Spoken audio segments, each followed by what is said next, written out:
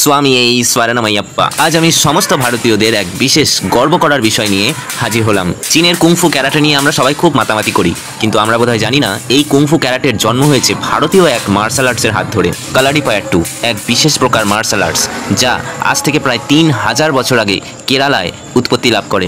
জনশ্রুতি মোটামুটি এই রকম, বিষ্ণুর ষষ্ঠ অবতার ছিলেন পরশুরাম, যিনি কেরালা রাজ্যের সৃষ্টিকর্তা। তিনি শিবের কাছ থেকে এই কালারিপায়াট্টু শিখে নেন।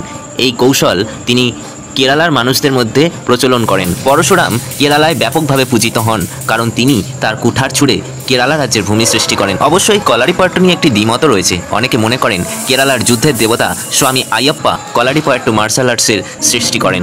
তবে যাই হোক, কেরালা ভ্রমণের ক্ষেত্রে আমার অন্যতম উদ্দেশ্য ছিল এই কালারিপায়াট্টু মার্শাল আর্টসের শোটা দেখা, যেটা থেক্কাডিতে প্রত্যেক দিন সন্ধ্যায় হয়। তাই কেরালার থেক্কাডি জেলার কুমিলিতে কাডাথানাদান কালারি অ্যান্ড নাভারাসা কথাকালি সেন্টারে প্রত্যেক দিন সন্ধ্যায় এই শো আয়োজন করা হয়।